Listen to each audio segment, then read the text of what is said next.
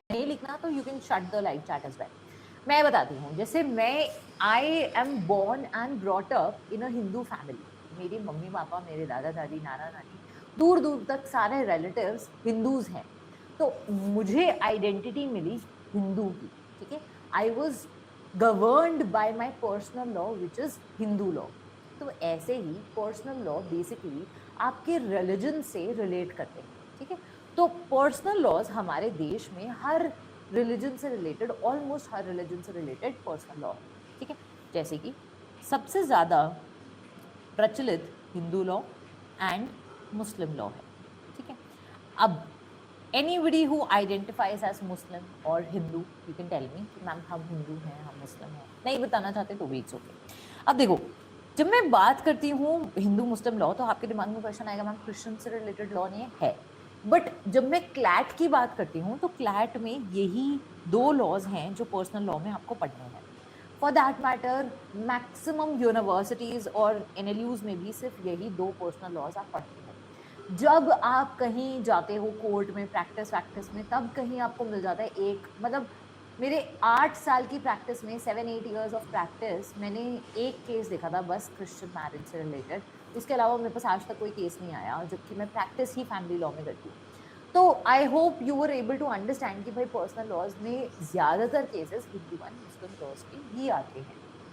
अब ये personal law ना आपके पर्सन से अटैच्ड है। माने मेरे पास दृष्टि है क्लास में, अब ये दृष्टि जो है ये उठकर कहती हैं एक दिन कि मैम मैं ना अगर इंडिया छोड़कर चली जाऊं, मान लो मैं, Drishti where do want to go, मान लो ये कहती हैं कि I want to go to Edinburgh, मैं वहां जाके सेटल हो जाना चाहती हूँ। तो अब अगर इटली जाना चाहती हैं, ठीक है, Drishti wants to go to Italy, Italy जाके सेटल हो जाना चाहती हैं, एंड ये एक दिन कहती हैं कि मैम अब तो मैं उनके हिसाब से शादी कर लेती हूँ, मेरे को 4 शादियां करनी है, 10 शादियां करनी है, मेरे को शादी करनी ही नहीं है, तो मैं ऐसा कर सकती है क्या? है दृष्टि ऐसा कर सकती है? बेटा नहीं कर सकती है। पर्सनल लॉ आपके पर्सन से अटैच्ड होता है। अगर आप इंडिया में कभी बॉर्न हुए थे तो आपके साथ में ये हिंदू लॉ जो है ना वो जुड़ गया है। This is attached to your person, and as long as you have your roots from this personal law, तब तक ये पर्सनल लॉ आपके साथ साथ चलता है। अब आपके दिमाग में क्वेश्चन आएगा मैम ये पर्सनल लॉ काम क्या करता है, व्हाट इज द वर्क, हम ये पर्सनल लॉ क्यों पढ़ते हैं? तो इनमें से किसी चीज के बारे में आपको पता है तो मुझे बताना। मैरिज, डाइवोर्स, अडॉप्शन, गार्जियनशिप,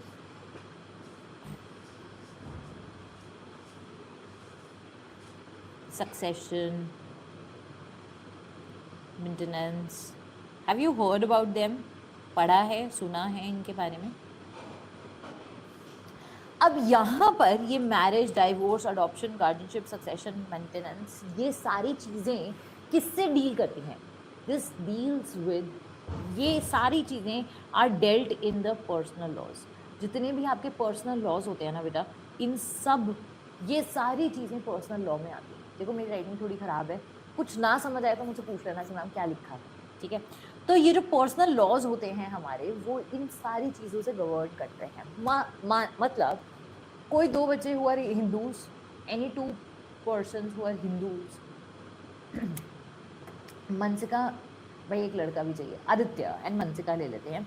तो मनसिका एंड आदित्य, अगर मैं इन दोनों की बात करूं तो ये दोनों अगर हिंदूज हैं, if they want to get married, तो ये मैरिज कहाँ जाएगी बेटा?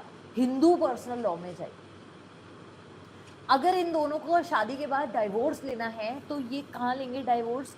हिंदू पर्सनल लॉ के हिसाब से डाइवोर्स लेंगे, ठीक है। अब तुम्हारे दिमाग में आएगा कि ma'am what if somebody identifies as कि atheist, do you know who is an atheist? आपको पता है एथीस्ट कौन होता है? कौन होता है atheist? Atheist is somebody who doesn't relate to any god, ठीक है। ये नास्तिक हम बोलते हैं इसको हिंदी में, किसी बच्चे ने लिखा भी है नास्तिक, non believer, doesn't believe in God. अब दो तरीके के नास्तिक होते हैं, एक जो ये कहते हैं कि मैं भगवान को किसी रूप में नहीं देखता, बट मैं ये जानता हूं दैट देयर इज समबडी जो ये पूरी धरती चला रहा है, ठीक है।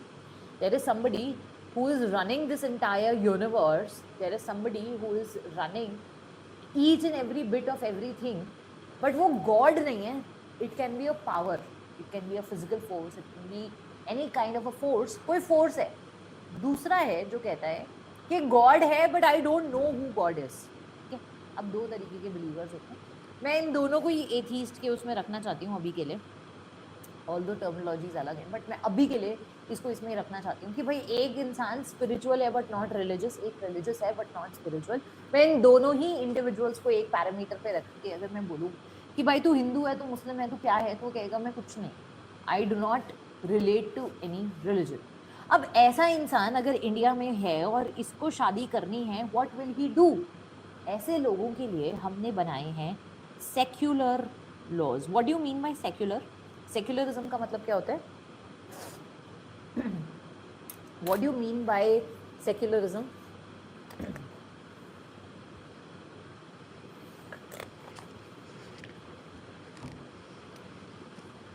No bias in religion. The state has no official religion. All religions are equal. बिल्कुल ठीक है.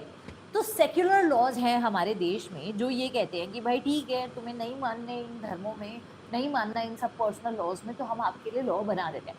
तो शादी का पर्पस अगर है, if anybody wants to get married, तो ये मैरिज के लिए हमने क्या बना दिया? Special marriage act. Have you heard about Sonakshi Sinha getting married to, I don't know the name of the guy, धर्मनिरपेक्षता, राइट, मुझे नाम नहीं पता उसके हस्बैंड का, जो भी नाम है.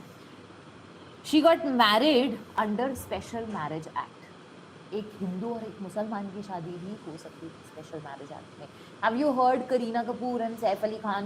दे married under special marriage act. Inter caste नहीं, inter religion. Yes Palak, Kareena and Saif got married under special marriage act. दो धर्म के लोग अगर मिलकर शादी करना चाहते हैं तो वो स्पेशल मैरिज एक्ट में शादी कर सकते हैं. ठीक है, अगर कोई इंसान धर्म में ही नहीं मानता और फिर शादी करना चाहता है तो वो स्पेशल मैरिज एक्ट में कर सकता है. ऐसे ही अगर मैं अडॉप्शन एंड गार्जियनशिप की बात करूं तो हमारे पास अडॉप्शन के लिए है जुवेनाइल जस्टिस एक्ट.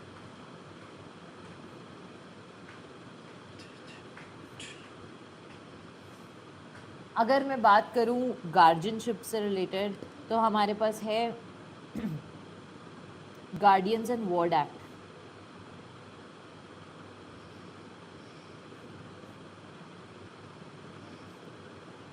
अगर मैं बात करूं सक्सेशन की तो हमारे पास है इंडियन सक्सेशन एक्ट. तो बेसिकली सबके लिए सब कुछ है, सबके लिए सब कुछ है.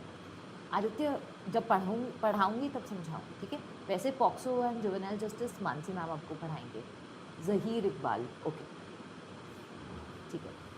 तो यहाँ पर हमारे पास में अलग अलग तरीके के सेक्युलर लॉज प्रेजेंट हैं. और ये सारे जितने भी सेक्युलर लॉज हैं ना, वो इसलिए बनाए गए हैं कि भाई तुम्हें अपने धर्म में शादी नहीं करनी, या तुम किसी धर्म में नहीं मानते तो आप यहाँ आकर अपने राइट्स को ले सकते. सिंपल, इतनी बात क्लियर है, इतनी चीज़ तो क्लियर होगी. तो हम सबसे पहले आज स्टार्ट करने वाले हैं हिंदू लॉ को, और ये समझेंगे कि हिंदू लॉ क्या होता है. ये समझेंगे कि हिंदू लॉ में हमारे पास में क्या प्रोविजंस हैं relating to marriage. Is it clear to everybody? Succession क्या होता है? Excellent question. प्रॉपर्टी का चक्कर, किसके मरने के बाद प्रॉपर्टी किसको कितनी मिलेगी, दैट इज सक्सेशन. ठीक है, किसके सक्सेसर आपने सुना होगा, सक्सेसर, प्रीडिसेसर, सक्सेसर, ये इंग्लिश में पढ़ा होगा आपने. हाँ, विल वाली चीज़ें, वसीयत, वो वाली सारी चीज़ें हम यहाँ सक्सेशन में पढ़ते हैं. ठीक है, वो वाली चीज़ें हम सक्सेशन में पढ़ते हैं. आइए, let us get started with what Hindu law is, and before beginning with Hindu law I will have to tell you who is a Hindu. अब देखो, यहाँ पर आपको ये समझो कि हिंदू के लिए हिंदू मैरिज एक्ट बना है, HMA इसको शॉर्ट में बोलते हैं. आपको ये याद रहेगा, अगर आगे वाली सारी क्लासेस में मैंने आपको HMA लिखा तो आप याद रखेंगे. सारे बता रही हूँ शिवांगी, सारे बता रही हूँ. गार्जियनशिप मतलब आपने बच्चा अपनी देख रेख में रखा, अडॉप्ट नहीं किया, देख रेख में रखा, दैट इज गार्जियनशिप। ठीक है, हाँ ठीक है। HMA is Hindu marriage act. फिर आता है HAMA, हामा बोलते हैं इसको, Hindu adoptions and maintenance act. फिर आता है HSA, that is succession act. फिर आता है HMGA, माइनॉरिटी एंड गार्जियनशिप। आपको एक्ट के नाम वगैरह याद रखने की ज़रूरत नहीं है, बट मैं इसलिए बता रही हूँ इफ़ यू वांट कि हम क्या क्या पढ़ेंगे, तो ये सारी चीज़ें हैं जो हम बेसिकली पढ़ते हैं। इसके अलावा हमारे पास 8-10 और लेजिस्लेशंस हैं, बट वो हम बिल्कुल नहीं पढ़ते, ना वो कोर्ट में कभी इस्तेमाल होते हैं, ना उनसे रिलेटेड कभी क्वेश्चन आने की प्रोबेबिलिटी है। तुम छोड़ो, जुडिशरी में भी नहीं आता उससे रिलेटेड क्वेश्चन। ठीक है नहीं नहीं निखिल, वो सब अलग है। प्रेरणा, ये सारी चीज़ें पढ़ेंगे, ये इफ वाले जितने भी क्वेश्चंस होंगे ना, ये सारे आपके कवर हो जाएंगे अगर आप क्लासेस में आओगे, समझोगे, सारी चीज़ें हम कवर करने वाले हैं, डोंट वरी अबाउट इट। सारे सवालों के जवाब मिलेंगे, बस जितना जितना जैसे जैसे जो पढ़ा रहे हैं उतना उतना पढ़ते रहो। ठीक है, चलिए, आई होप आपने ये लिख लिया होगा, HMA, ये हामा, HSA, HMGA, HMA, ये सब लिख लिया ना? कैन आई इरेज दिस, क्योंकि आई नीड द स्पेस। चलिए, थैंक यू। ओके, जब मैं बात करती हूँ, हाँ पलक, सब पढ़े, थोड़ा सब्र रखेंगे, फिर सब पढ़े। ठीक है, चलिए ओके। हम सबसे पहले स्टार्ट कर रहे हैं who is a Hindu. Who is a Hindu की डेफिनेशन हर हिंदू लॉ से रिलेटेड सेम है। हामा में देख लो, HSA में देख लो, HMGA में देख लो, HMA में देख लो, सब में हिंदू कौन है इसकी डेफिनेशन सेम है। कोई फर्क नहीं पड़ता कि कौन सा लॉ आप देख रहे हो, अगर वो हिंदू लॉ की कैटेगरी में आता है, if it comes under the category of Hindu law, तो उसमें हिंदू की डेफिनेशन सेम है। ठीक है शिवांगी, ये अलग अलग तरीके के लॉज हैं जिसमें हमें अलग अलग चीजें बताई गई। ठीक है, तो हमने Vanshika, I am not a fresher यार, ऐसी बातें मत बोला करो क्लास के बीच में, मैं रो दूंगी। ठीक है, मेरे माँ बाप मेरी शादी कराने पे तुले हुए, तुम लोग ऐसे बोल रहे हो। हिंदू मैरिज एक्ट क्या कहता है? What is Hindu marriage act? Hindu marriage act जो है वो कैसी चीज में के बारे में बात करते हैं, इसको समझते हैं। मैं सबसे पहले बता रही हूँ हु इज अ हिंदू। क्या तुम मुझे बता सकते हो हु इज अ हिंदू? मान लो मैं ये स्लाइड चेंज कर दूँ और मैं तुमसे पूछूं हिंदू कौन है, can you tell me who is a Hindu? ये मत बोलना जो इंडस नदी के आसपास आके बस गए वो हिंदू है, वो मुझे भी पता है। उसके अलावा तुम्हारे पास कुछ है मुझे बताने के लिए कि ma'am who is a Hindu?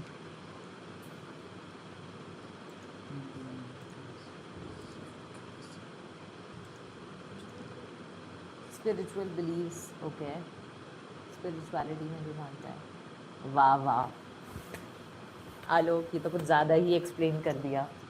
हाँ और बताए यथार्थ प्लीज टाइप कर दो बेटा। By faith, okay, other than Muslim Christian. वाह वाह, निखिल ने तो पढ़ के बोल दिया, कहता मैम चीटिंग करके मैं दिखाता हूँ अभी, रुको। ओके, प्रियंक बताओ, okay, by faith, by word, ये सारे पढ़ चुके हैं। ओके चलिए ओके हम यहाँ पर बात कर रहे हैं कि हिंदू कौन होता है। सबसे पहला मैंने आपको बताया, a person who is Hindu bye religion, by birth, by faith. Religion, birth, faith, मतलब क्या है? कोई हिंदू हो सकता है कोई हिंदू हो सकता है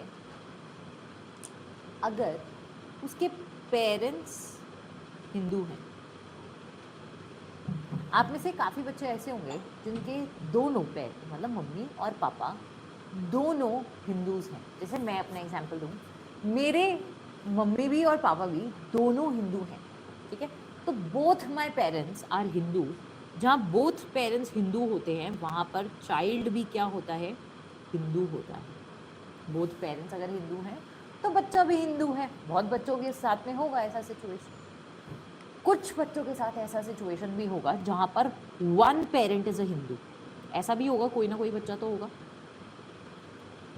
एक पेरेंट हिंदू है, दूसरा पेरेंट हिंदू नहीं है। ऐसे सिचुएशन में हम लेकर आते हैं अपब्रिंगिंग। ठीक है, मैं मोहल्ले की आंटी नहीं बन रही हूँ कि तुम्हारी परवरिश ऐसी है, सच में अपब्रिंगिंग देखनी पड़ती है यहाँ पर ये डिसाइड करने के लिए हिंदू हो कि नहीं हो। अब देखो समझते हैं, अगर मान लें कि एक इंसान है शाहरुख खान और इसकी अब खान है, ठीक है, तो खान कौन है? मुस्लिम है। एंड इनकी जो वाइफ है उनका नाम है गौरी।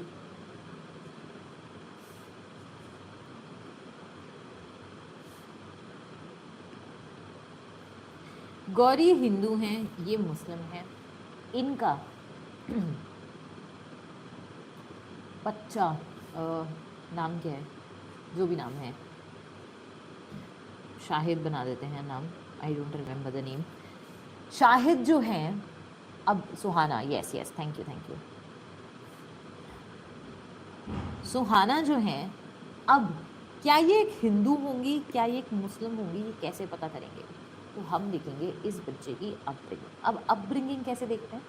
अपब्रिंगिंग देखते हैं कि भाई अगर कोई इनके घर में जाता है तो ये अस्सलाम वालेकुम बोलते हैं, या ये नमस्ते या प्रणाम बोलते हैं, या ये पैर छूते हैं, ये मंदिर जाते हैं, ये मस्जिद जाते हैं, ये कहाँ जाते हैं, ये कैसे बिहेव करते हैं, ईद मनाते हैं, होली मनाते हैं, दिवाली मनाते हैं, ये चीजें जो हैं ये हमें बताती हैं upbringing. You know what is जनेऊ? जनेऊ मालूम है क्या होता है? एक वाइट कलर का धागा वो जो पहनते हैं लड़के लोग। अपब्रिंगिंग हमें इन चीजों से पता चलती है। क्या उनके कान छिदने की सेरेमनी हुई थी? वो कुछ बोलते हैं उसको सब कोई एक पर्टिकुलर सेरेमनी होती है जिसमें लड़कियों के कान छिदवाए जाते हैं जब उनका भाई होता है।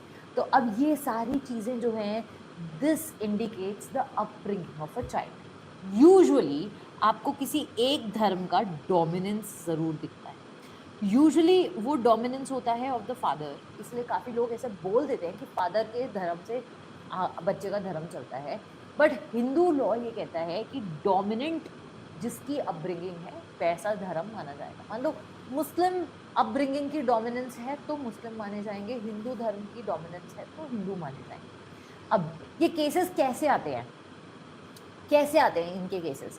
अब काफी बच्चे कहेंगे कि मैम क्या पता दोनों, क्या पता सुहाना हिंदू कल्चर भी मानती हो मुस्लिम कल्चर भी मानती हो, तब क्या होगा?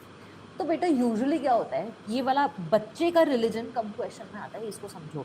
मान लो SRK वर्सेस गौरी का केस हो गया कोर्ट में, ठीक है, और ये दोनों फाइल कर रहे हैं फॉर डाइवोर्स कि भाई हमें अलग होना है। अब इन कंडीशंस में अगर सुहाना एक माइनर है, सुहाना अगर एक माइनर है तो क्वेश्चन आएगा कि ये किन के पास रहेंगी, इनकी गार्जियनशिप किसके पास रहेगी? Who would be the guardian? Mummy के पास जाएंगी या पापा के पास जाएंगी? अब इस सिचुएशन में कौन सा गार्जियनशिप एक्ट लगेगा?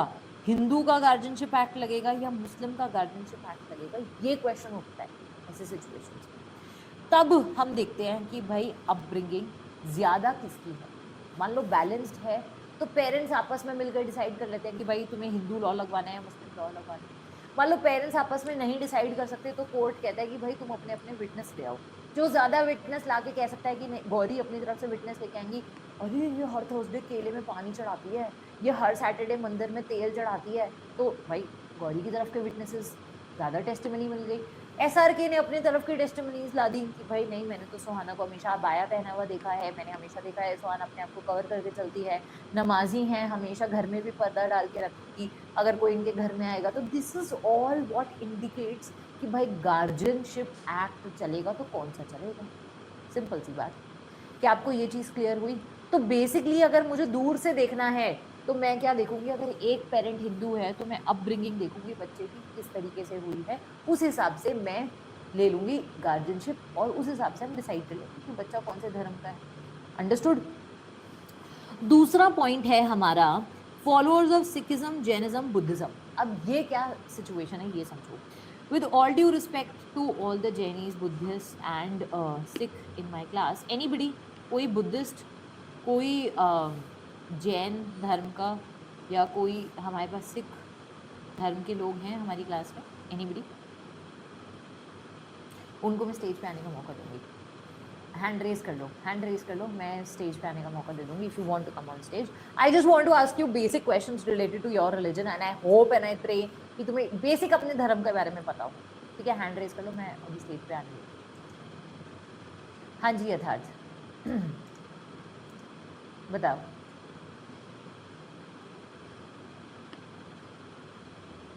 हाँ जी यथार्थ, बेटा आप म्यूट पे हो।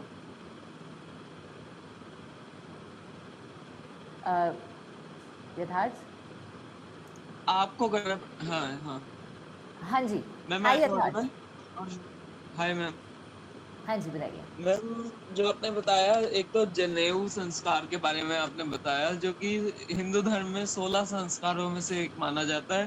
पहले के समय में ये था कि जब गुरुकुल जाते थे ना बच्चे, 12 इयर्स की एज में बच्चों को गुरुकुल भेजा जाता था, और 12 इयर्स से फिर 10 इयर्स के गैप तक उन्हें 10 इयर्स तक उन्हें गुरुकुल में रहना होता था, यानी 22 इयर्स के जब वो होते थे तब उन्हें गुरुकुल से निकाला जाता था, और उनका जो शिक्षा पद्धति थी वो खत्म हो जाती थी, शिक्षा खत्म हो जाती थी। उसके बाद उनको अपना प्रोफेशन चुनना होता था और अपने परिवार की जिम्मेदारी, और अगर कोई राजा है तो वो अपने राज्य की जिम्मेदारी संभालेगा, बट आगे यथार्थ मैंने उत्तराधिकारी जो बना जाएगा।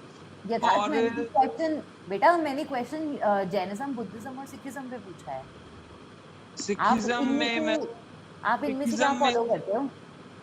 जैनिज्म मैम, बुद्धिज्म मैं या तो सिखिज्म? वैसे तो हिंदुइज्म फॉलो करता हूँ, बट सिखिज्म और जैनिज्म और बुद्धिज्म तीनों को मैं मान ओके देता हूँ बहुत ज्यादा, क्योंकि वो पीस से रिलेटेड है। सिखिज्म वालों ने एक आइडियोलॉजी अपना रखी है कि भाई एक मिनट यथार्थ, एक मिनट हम प्लीज किसी प्लीज पर। सेट यथार्थ बेटा मैंने ये क्वेश्चन का अपॉर्चुनिटी उन लोगों को दी थी जो फॉलो कर रहे हैं, तो I am okay with you telling me as well, but I would अच्छा, लाइक टू मुझे हियर लगा फ्रॉम द पीपल जो एक्चुअली फॉलो कर रहे हैं। नहीं, मुझे लगा आप कह रहे हो बता सकते हो जिसको कुछ नहीं नहीं नहीं पता नहीं है। नहीं मैंने नहीं, आई आई नो बहुत सारे बच्चे होंगे जो कि बहुत ज्यादा जानते होंगे। I just want to know from the people who are actually followers of the religion just some basic questions. I know Yatharth तुम जानते हो, बट अभी मैं आपको वो स्टेज नहीं दे पाऊंगी, ठीक है? ओके मैम, कोई बात नहीं। हाँ जी, थैंक यू। मुझे लगा आपने हैंड रेज इसलिए किया है। चलिए, ओके, एनीबडी?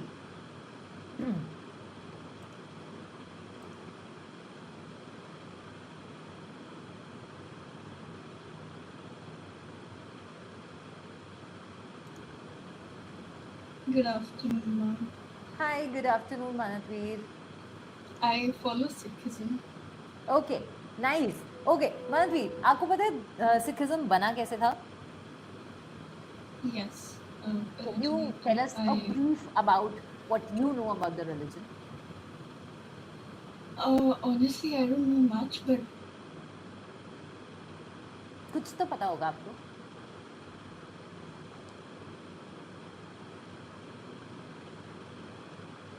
ओके बेटा, आपका नेटवर्क पुअर था, you've been off stage.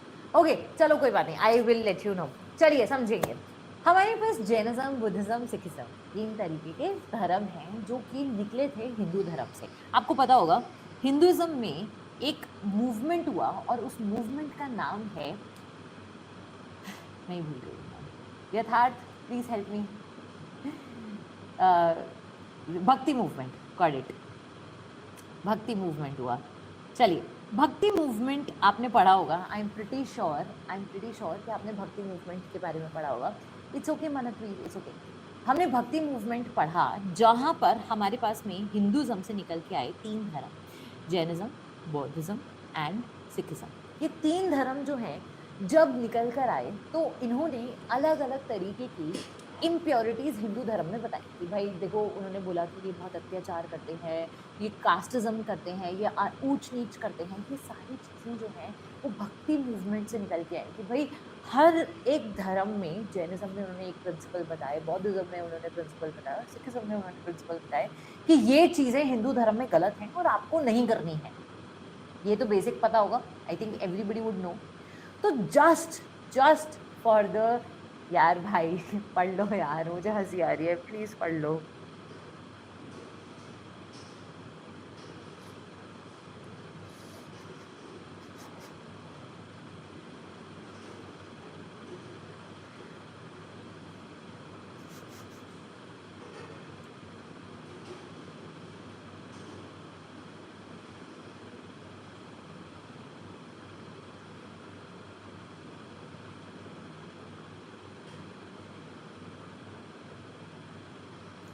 Okay, पढ़ लो यार, प्लीज पढ़ लो प्लीज पढ़ लो यार।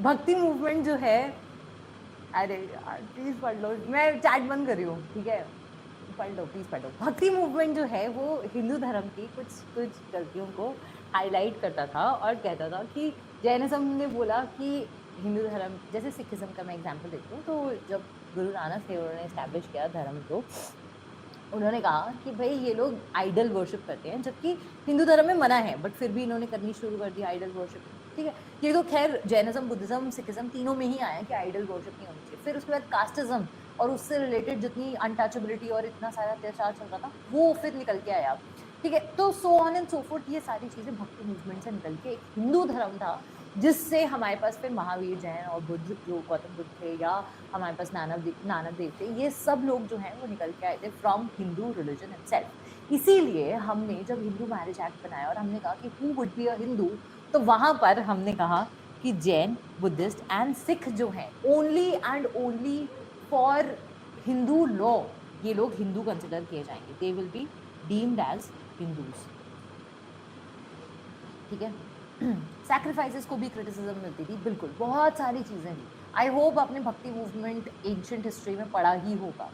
एंशिएंट से मिडीवल हिस्ट्री में जो ट्रांसफॉर्मेशन आया दैट वाज थ्रू भक्ति मूवमेंट। आई होप आपको याद हो ये सारी, ठीक है। उसके बाद आते हैं सारी फैकल्टीज आपका नाम क्यों लेते हैं? डिम्पल, इस पर चर्चा करेंगे, मैंने लिख लिया है तुम्हारा मैसेज, डिम्पल से ही बात करनी है लास्ट में। चलो भाई, ओके। अब हम बात कर रहे हैं कि भाई और कौन लोग हिंदूज माने जाते हैं। तो पहला मैंने बोला, अगर पेरेंट, एक पेरेंट हिंदू है तो हम क्या देंगे, जल्दी आंसर करना स्टार्ट करो कमेंट बॉक्स में। अगर एक पेरेंट हिंदू है तो हम क्या बोलेंगे, अगर दोनों पेरेंट्स हिंदू हैं तो बच्चे का रिलीजन कैसे पता चलेगा। तीसरा, अगर कोई जैन है, बुद्धिस्ट है, सिख है, तो हम उसको क्या मानेंगे, हिंदू मानेंगे। चौथा हमारे पास आता है, फोर्थ जो हम डिस्कस करते हैं, that is any person belonging to Veerashaiva, Lingayat, Adivasi community. तो विराशवास वो लोग होते हैं जो कहते हैं कि शिव जो है वो सुप्रीम गॉड है। लिंगायत शिवलिंग्स को पूजा करते हैं और शिव को ही सुप्रीम गॉड मानते हैं इन द फॉर्म ऑफ शिवलिंग। आपने वैष्णव सुने होंगे, वैष्णव कौन होते हैं, जो विष्णु को प्राइम भगवान बोलते हैं, ठीक है। उसके बाद आपने सुने होंगे आर्य समाजी। आर्य समाजी कौन होते हैं, आर्य समाजी वो लोग होते हैं जो कि ये मानते हैं कि हवन करेंगे, हम मंत्र उच्चारण करेंगे, बट हम आइडल वर्शिप, मूर्ति पूजा नहीं करेंगे। ये सब लोग अलग अलग छोटे छोटे सेक्ट, दयानंद एंग्लो वैदिक आपने सुने होंगे, दयानंद वाले, डीएवी वाले जो है, हाँ, तो ये सभी लोग हिंदूज कंसिडर किए जाते हैं। इनको हमने हिंदू के ही श्रेणी में रखा है। और जितनी आदिवासी कम्युनिटीज हैं, हमने उन सब आदिवासी कम्युनिटीज को हिंदुइज्म का ही पार्ट बताया। आगे अब आता है exclusion. Do you know what is exclusion? क्या आप समझते हैं एक्सक्लूजन क्या होता है? एक्सक्लूजन का मतलब है उसी स्कूल में बैठे हो, ये भी सही है स्कूल के बाहर बैठे हो। अच्छा, एक्सक्लूजन का मतलब है कि आपने किसी चीज को अलग कर दिया, ठीक है। तो मतलब हमने क्या किया, अगर कोई मुस्लिम नहीं है, कोई पारसी नहीं है, कोई ज्यू नहीं है, कोई क्रिश्चियन नहीं है, तो वो हिंदू है। मतलब अगर पीके जैसा इंसान, आई होप आपने मूवी देखी होगी पीके, अगर पीके जैसा इंसान धरती पे आए और उसे पूछे तो मुस्लिम है, नहीं, क्रिश्चियन है, नहीं, ज्यू है, नहीं, पारसी है, नहीं, ये अलग अलग धर्म है बेटा, ठीक है। तो ये अगर आप इन 4 धर्मों से नहीं हो तो आपको मान लिया जाता है कि आप हिंदू हो। और अगर आप हिंदू भी नहीं बनना चाहते हो तो आप फिर कहाँ चले जाओगे, सेक्युलर लॉज में चले जाओगे। Simple simple. तो कौन कौन हिंदू बना, जो रिलीजन से, बाय फेथ से, बर्थ से, या वो विराशवा, लिंगायत, आदिवासी कम्युनिटी से है, सिख है, जैन है, बुद्धिस्ट है, या फिर वो मुस्लिम नहीं है, क्रिश्चियन नहीं है, ज्यू नहीं है, पारसी नहीं है, तो वो हिंदू है। Simple, as simple as that. कोई भी इंसान अगर मुस्लिम नहीं है, पारसी नहीं है, ज्यू नहीं है, क्रिश्चियन नहीं है, ये 4 धर्मों से बिलोंग नहीं करता, तो वो क्या बन जाएगा, वो हिंदू बन जाएगा। सिंपल। कशिश एक्सीलेंट एग्जाम्पल। कोई ऑर्फन है, उसको अपने माता पिता के धर्म के बारे में नहीं पता, उसने अपना नामकरण भी खुद किया या किसी और ने उसको उसका नाम बना दिया है, गोलू छोटू ऐसे उनके नाम होते हैं। तो अब आप उनसे पूछेंगे आप मुस्लिम हैं? नहीं। आप हिंदू हैं? नहीं। मेरे को पता ही नहीं है उसके धर्म के बारे में, तो हम उसको कहेंगे ठीक है तू हिंदू लॉ से गवर्न हो जा, सिंपल। ठीक है, ऑटोमेटिकली नहीं होता कुछ भी बेटा, आपका पर्सनल लॉ, पर्सनल पर्सनल मतलब क्या होता है, जब मैं कोई भी चीज कह रही हूँ दिस इज पर्सनल, पर्सनल का मतलब क्या है, तुम्हारी है, it is hidden, it is protected with in you, it is not going to be revealed to the world until and unless you choose. मैंने बोला मेरा नंबर ये पर्सनल है, I will not publish it anywhere, मैं कहीं नहीं दूंगी वो, क्यों? क्योंकि मेरा पर्सनल रिलीजन है वो। तो बेटा यहाँ पर आप उस धर्म से गवर्न होना चाहते हो नहीं होना चाहते, टोटली तुम पर डिपेंड करता है। तुम कहते हो मैम मुझे किसी धर्म से गवर्न ही नहीं होना, आप सेक्युलर लॉ में चले जाओ बेटा, आप सेक्युलर लॉ में चले जाओ कि तुम्हें शादी करनी है, मान लो मैंने आपको स्टार्टिंग में बताया था पर्सनल लॉ क्या क्या चीजें बताता है, देखो मैरिज बता रहा है पर्सनल लॉ, डाइवोर्स बता रहा है personal law, adoption, guardianship, succession, maintenance, सारी चीजें। मैरिज करने की मिनिमम एज 21 साल है लड़कों, ठीक है, 21 ईयर्स आप अडल्ट हो चुके हो, 20 साल की उम्र तक, 18 साल की उम्र तक आपको ये समझ आ जाती है कि आपको क्या धर्म फॉलो करना है क्या नहीं करना, बेसिक सेंस तो होगी ना आपको। 21 ईयर्स अगर एज हो और तुम्हें वहां पर बच्चा अडॉप्ट करना है, तो तुम्हें ये नहीं पता कि तुम्हें कौन से धर्म को फॉलो करना है। सिंपल सी बात बताओ मुझे, कॉमन सेंस बताओ, लॉ कुछ नहीं है बेटा, common sense, law is nothing but common sense. तो तुम कॉमन सेंस से मुझे ये बताओ कि तुम्हें अगर किसी लड़की से तलाक लेना है, डाइवोर्स लेना है, तो तुम्हें ये नहीं पता होगा कि ये तुम्हें कौन से धर्म में जाना है, नेचुरली बेसिक सेंस। आपको पर्सनल लॉ फोर्सफुल नहीं समझना, आपको पर्सनल लॉ ऐसे समझना है कि अगर कोई इंसान है वो कंफ्यूज्ड है तो हमने उसको ऑप्शंस दे दिए, अगर वो ऑप्शंस उसे नहीं पसंद आ रहे तो हमने उसको फिर सेक्युलर वाले ऑप्शंस दे दिए, वो नहीं पसंद आ रहा ये देख ले, तो कहीं तो फॉल करेगा ना भाई, इधर या इधर एक जगह तो चुनेगा, समझ गए, अंडरस्टूड?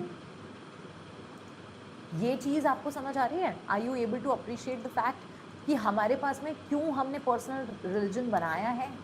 अब आते हैं what is Hindu marriage act. अब हम स्टार्ट करते हैं मैरिज का कंसेप्ट। तो मैरिज ना क्लासिकल और स्टैट्यूटरी दो तरीके के। You know what is the meaning of statute? भाई ये ना लॉ में बहुत जगह आएगा। स्टैट्यूट का मतलब मालूम है? कोई कानून जो लिखित में है मेरे पास में, एक्ट हम कहते हैं, anything which is in writing and which gives a legal force, that is a statute। अगर मैंने कोई भी चीज लिखित में दे दी और उसका एक एक्ट बना दिया हो, उसको हम स्टैट्यूटरी वो बोलते हैं, वैधानिक। बहुत बढ़िया। क्लासिकल, पहले के टाइम पर ना शादियां अलग अलग टाइप की होती, एक जिसको आज के टाइम पे हम अरेंज्ड मैरिज कहते हैं, वो भी बहुत तरीके की होती थी। एक नीचे कास्ट की लड़की एक ऊंचे कास्ट की फैमिली में चले जाए, एक ऊंचे कास्ट की लड़की एक नीचे कास्ट की फैमिली में चले जाए, एक वेल इकोनॉमिकली वेल कास्ट मतलब उसकी स्टैंडर्ड की लड़की एक गरीब के खानदान में चले जाए, इन दोनों की पकड़ विवाह हो जाए, इन दोनों ने भाग के लव मैरिज कर ली, ये अलग अलग तरीके के मैरिजेस क्लासिकल टाइम में। आज के टाइम पर हमने इन सब को हटाकर एक कानून बना दिया, कानून का नाम है हिंदू मैरिज एक्ट, और वो बताता है भाई क्या क्या शादी वैलिड होगी और क्या शादी वैलिड नहीं। पुराने ज़माने में आज के टाइम तक भी मोस्टली जितना मैं देखती हूँ मैरिज को एक सेक्रामेंट मानते हैं, एक बहुत ही होली चीज़, एक बहुत ही प्योर चीज़, एक ऐसी चीज़ जिसके साथ आप छेड़छाड़ नहीं कर सकते, एक ऐसी चीज़ जिसको आप टच करने में भी घबराते हो। अगर आपके घर में कभी भी शादी हुई है, आपकी नहीं, आपके बड़े भाई बहनों की, चाचा की, बुआ की, किसी की ऐसी शादी जो आपने होशो हवास में देखी हो कि हाँ भाई कैसी शादी हो रही है, आपको पता होगा कुंडली मिलाते हैं, नक्षत्र मिलाते हैं, मुहूर्त निकलवाते हैं, हर चीज के लिए, हर चीज के लिए। इस समय साया नहीं है, इस समय साया है, इस समय तारों की छाव में विदाई होगी, इस समय ये होगा, इस समय वो होगा। टाइम का कंसेप्ट, गॉड का कंसेप्ट बहुत ज्यादा माना जाता है शादी के time. And nobody takes a risk, कोई रिस्क नहीं लेना चाहता यहाँ पे, क्योंकि पूरी जिंदगी का सवाल है, ऐसा कहते हैं। उसके अलावा आपने एक वो भी सुना होगा, 7 बंधन का रिश्ता, 7 जन्मों का रिश्ता है, ठीक है, वो वाले सब भी सुना होगा ना आपने शायद, जन्मों का बंधन है ये, वो सब आपने पक्का सुना होगा। तो हम कहते हैं कि भाई हमारे जितने भी पुराने टाइम के एंशिएंट टेक्स्ट, आप वेद देख लो, पुराण देख लो, इन सब में ना लिखा हुआ है कि मैरिज जो है वो प्योर है, वो होली है। अग्नि को साक्षी मानते हुए आप देवी देवताओं का आवाहन करते हुए ये सब करते हो, that is all marriage. Hindu marriage को आप एक कॉन्ट्रैक्ट नहीं कह सकते, हिंदू मैरिज को आप कॉन्ट्रैक्ट नहीं कह सकते। अब हिंदू मैरिज एक्ट 1955 में आया था। कॉन्स्टिट्यूशन के लिए किसको रिस्पॉन्सिबल ठहराया जाता है, बताना। हाँ, साथ जिएंगे ना जीने देंगे, खुद मरेंगे नहीं और दूसरे को मार देंगे, that is the reality of today. But ठीक है, एक्सीलेंट आलोक, हिंदू मैरिज एक्ट के लिए भी इन्हीं को रिस्पॉन्सिबल बताया जाता है। हमारे देश में हिंदू मैरिज एक्ट नहीं आता अगर BR अम्बेडकर नहीं होते तो, ठीक है। तो यहाँ पर इस चीज को मान लो कि हिंदू मैरिज एक्ट 1955 में कोडिफाइड BR अम्बेडकर साहब की वजह से हुआ, अदरवाइज नहीं होता, ठीक है। तो अम्बेडकर साहब को बहुत चीज़ों का हमने मतलब हमने उनको श्रेय दिया है काफ़ी चीज़ों का, ठीक है। चलिए अब नामकरण करते हैं। इस लड़के का एक नाम बता दो, इस लड़की का नाम बता दो, अपना नाम मत बताना, क्लास में किसी बच्चे का नाम मत बताना, वो नाम नहीं रखूंगी। इन दोनों का नामकरण करो, शादी का लड्डू खिलाऊंगी। कुरु एंड काशी, ओके, कुरु and Kashi, okay, good enough. चिमटा चिमटी आएंगे, चिमटा चिमटी बेबी। चलिए, कुरु एंड काशी की हमने शादी करानी है। एंड अब यहाँ पर इनकी शादी एक वैध शादी हो, मतलब वैलिड मैरिज हो, इसके लिए हमें देखना है, ठीक है। एक वैलिड मैरिज हो ये हमें देखना है। यार मान जाओ यार, प्लीज मत करो, आ जाओ पढ़ लो।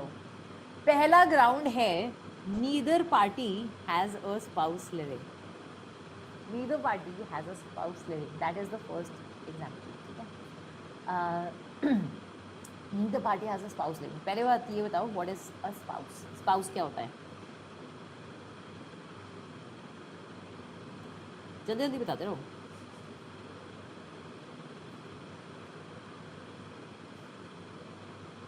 एम्फसिस दो शब्दों पे है, स्पाउस और लिविंग। मैरिड पार्टनर, बहुत बढ़िया, प्रिय, सोलमेट,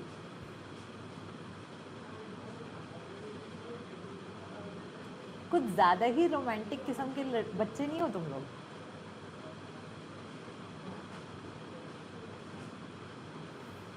देख रही हूँ बेटा, कोई बात नहीं।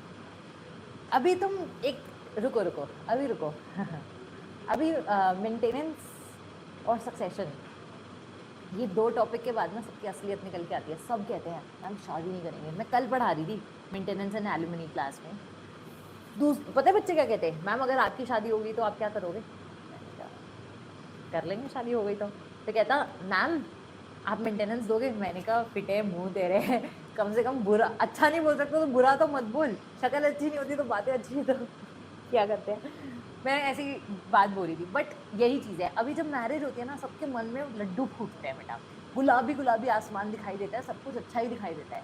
जब डाइवोर्स, मेंटेनेंस, एलिमनी, सक्सेशन ये पढ़ते हैं ना, तब रोते हैं। तब लड़के सबसे ज़्यादा कहते हैं मैम हम तो नहीं करने वाले इस देश में शादी।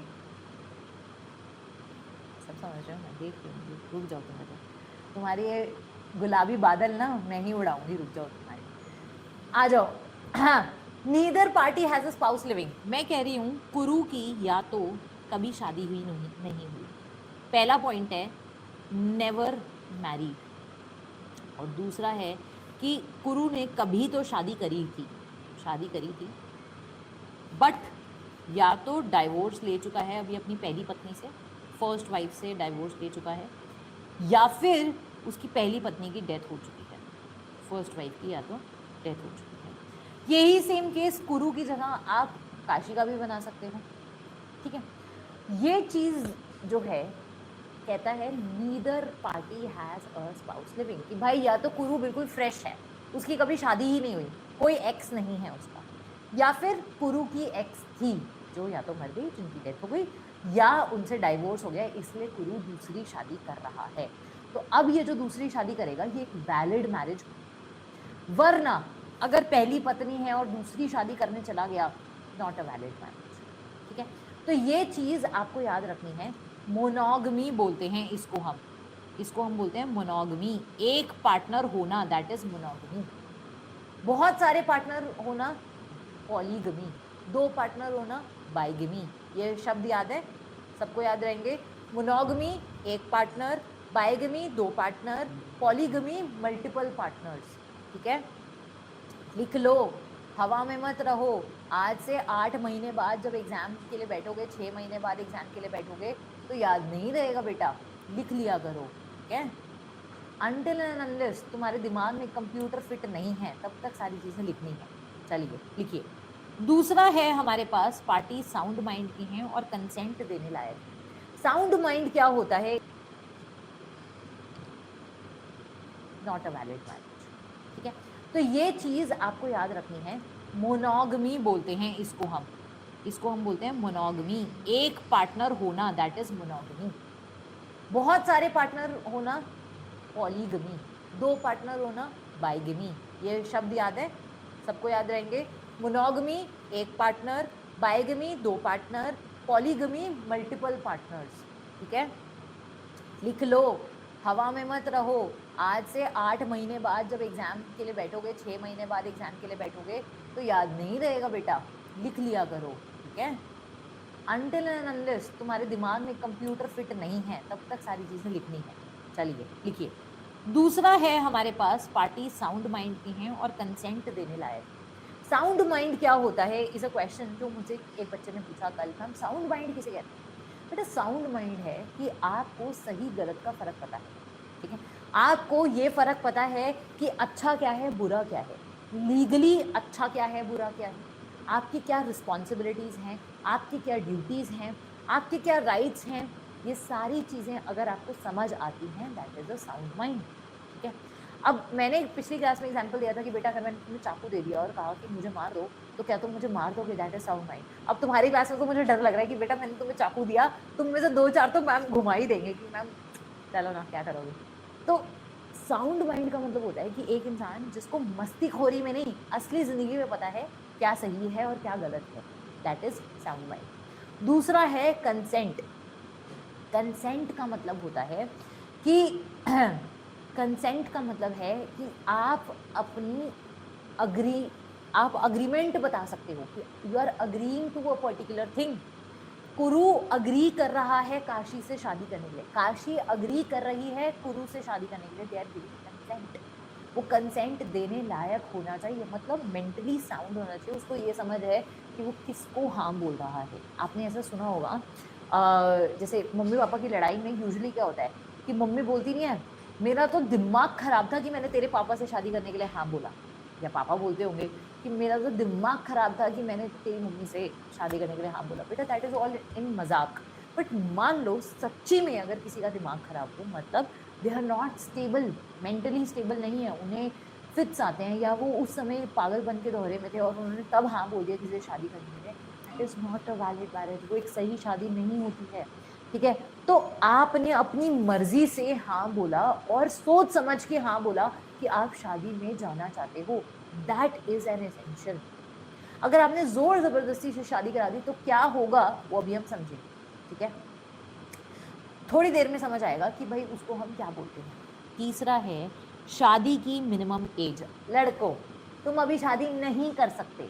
ठीक है, 21 साल की एज होनी चाहिए कम से कम शादी की, और लड़कियों के लिए 18। लड़कियों जैसे 18 की हो जाओगी ना, एक सूली लटक जाती है। देखो मैं बता रही हूँ सच में, अगर तुम बहुत एक्साइटेड हो शादी करने के लिए तो बात अलग है, वरना एक डंडा होता है कि कुछ गलत करते हुए पकड़े गए तो माँ बाप सीधा शादी कराएंगे। तो जब तक तुम 18 के हो तब तक तुम्हें जो मस्ती करनी है कर लो, उसके बाद सोच समझ के फूक फूक के कदम रखना, शादी हो जाएगी। 18 साल की उम्र है for girls and 21 for boys, क्योंकि 21 साल में बॉयज ही होते हैं, मेन नहीं बनते, और 18 साल में विमेन नहीं बनती हैं, लड़कियां ही होती हैं, गर्ल्स ही होती हैं। तो अभी कंसिडरेशन में है कि 18 से 21 कर दी जाए, बट अभी तक कुछ हुआ नहीं है इसका, तो इसलिए 18 ही याद रखना है तुम्हें। क्या इतनी चीजें याद हो गई? मैं सच बता रही हूँ बेटा, मैं भुक्तभोगी हूँ, अब तुम समझ जाओ।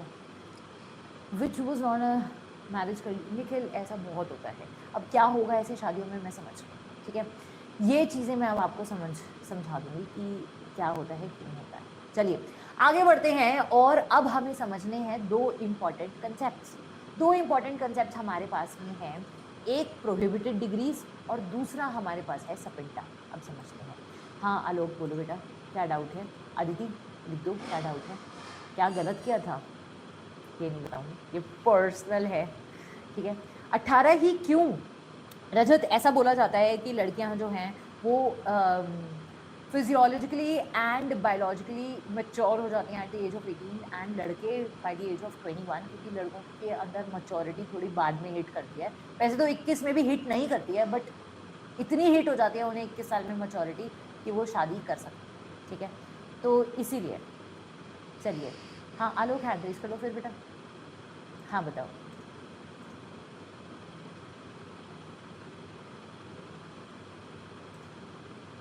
हाँ जी आलोक, बताएंगे। मैम मेरा एक क्वेश्चन था कि अगर दो लोगों के कंसेंट के साथ शादी हुआ है, जिसमें और शादी में कसम खिलाए जाते हैं, 7 अलग अलग तरीके के कसम होते हैं जिसमें बताया जाता है कि हमेशा साथ रहेंगे एट एनी कंडीशन। तो अगर मैरिज के बाद लड़के का एक्सीडेंट हो जाता है एंड वो एक्सीडेंट के बाद अनसाउंड हो जाता है कि अब he is not in his senses, ठीक है, तो लड़की अब बोलती है कि मैं एक ऐसे इंसान के साथ क्यों रहूं जो खुद के सेंसेस में नहीं रहता है, मेरे को उस ऐसे इंसान के साथ नहीं रहना है, मेरे को डिवोर्स चाहिए। और ये उस बेसिस पे कर रही है जो इसने शादी करी थी कंसेंट वाले बेसिस पे। तो क्या अब इसको शादी को अनवैलिड माना जाएगा या फिर बस डिवोर्स का प्रोसीजर फॉलो होगा जैसे नॉर्मली होता है? आलोक, मैं सिर्फ एक पार्ट का जवाब दूंगी अभी, और अगली पार्ट का जवाब तुम खुद मुझे दोगे नेक्स्ट क्लास में, ठीक है। पहला पार्ट जो आपने पूछा कि क्या शादी वैलिड मानी जाएगी, शादी का स्टेटस वैलिड रहेगा अगर सारे ग्राउंड्स, जो 5 ग्राउंड्स हम पढ़ रहे हैं, अगर वो पांचों के पांचों ग्राउंड्स फॉलो होते हैं तो शादी का स्टेटस वैलिड रहेगा, ठीक है बेटा। जो शादी में डाइवोर्स का ऑप्शन है कि बाद में वो एक्सीडेंट से अनसाउंड हो गया, उसका आंसर अगली क्लास में जब हम डाइवोर्स पढ़ेंगे ना, उसके बाद मैं तुमसे मांगूंगी कि बताओ क्या होगा, ठीक है। ओके। चलिए अदिति, हाँ जी बताएंगे।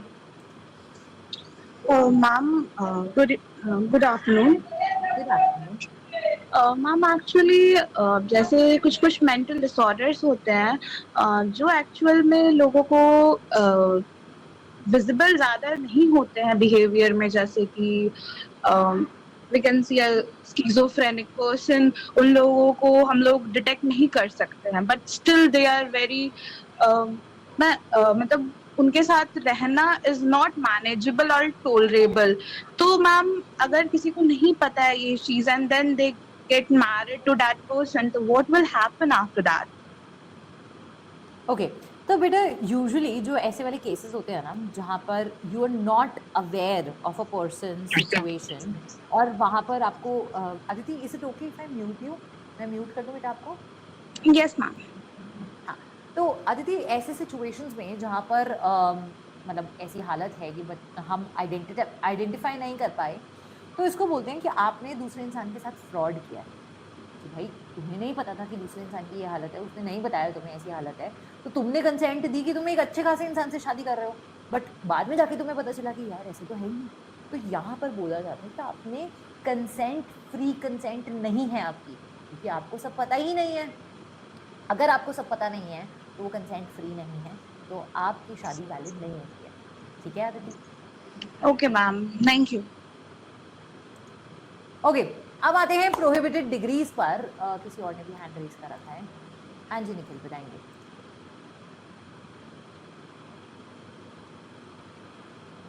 हाय निखिल, ये तो आप घर में बैठे दिख रहे हो मुझे। अच्छा अच्छा, ऐसी यूनिफॉर्म है, अच्छा चलिए, हाँ बताओ बताओ। मैम अगर शादी हो, बात कर रहे हैं मेरी साइड के जो पेरेंट्स हैं वो कहीं हमारे पास ये जमीन है वो जमीन है, बट बाद में जाके पता चल रहा है वो नहीं दे रहे। तो थोड़ा तेज बोलोगे, थोड़ा तेज बोलो। जो मेल साइड के बंदे हैं वो कह रहे हैं हमारे पास इतनी जमीन है, मतलब बढ़ा चढ़ा के कह रहे हैं, बट बाद में जाके पता चला वो रहने नहीं, को रहने एक मिनट रुको रुको रुको। मैं अपने एंड से वॉल्यूम फुल है भाई मेरे एंड से। एक सेकंड वो आवाज आ रही है? हाँ बेटर। हाँ जी, मैं कह रहा था अगर मेल साइड के जो बंदे हैं, पेरेंट्स हैं, वो कहें कि हमारे पास इतनी जमीन है, यहाँ बढ़ा चढ़ा के कहें, बट बाद में पता चले वो खुद रेंट पे रह रहे हैं, तो हाँ इनवैलिड कही जाएगी मैरिज। बताऊंगी, चलो बताती हूँ। ठीक है, और कोई डाउट है निखिल? और तो कोई नहीं है। चलिए ठीक है। देखो, अगर ऐसे बढ़ा चढ़ा के बोला गया कि हाँ भाई हमारे पास तो ये है, जमीन है, वो है, बेटा आप शादी जमीन से नहीं कर रहे हो, लड़की शादी जमीन से नहीं कर रही है, लड़की is getting married to the person.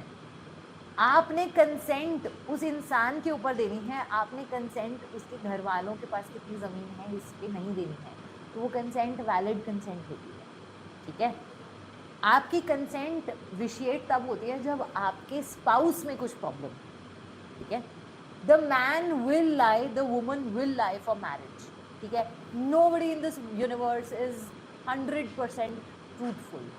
ठीक है, वो झूठ ऐसा होना चाहिए जो आपकी शादी पर डायरेक्ट इम्पैक्ट डालता है, वो झूठ ऐसा होना चाहिए जो मैन पर डायरेक्ट इम्पैक्ट डालता है। ठीक है, तो ये चीज आपको याद रखनी है। आइए अब हम बात करते हैं what is prohibited degrees. Prohibited degree मतलब ऐसे रिश्ते जिनमें शादी नहीं हो सकती। सिंपल सी बात है। कौन से रिश्ते हैं? आप अपने लीनियल, प्लीज ये बना लो, ये नोट्स में नहीं है, आप अपने लीनियल असेंडेंट से शादी नहीं कर सकते, लीनियल डिसेंडेंट से शादी नहीं कर सकते। उसके अलावा आप अपने सिबलिंग्स से शादी नहीं कर सकते। अब सिबलिंग्स हमारे पास 4 तरीके के हैं। हमारे पास अडॉप्टेड हो सकते हैं ये सिबलिंग्स, हमारे पास ये siblings, please note it down.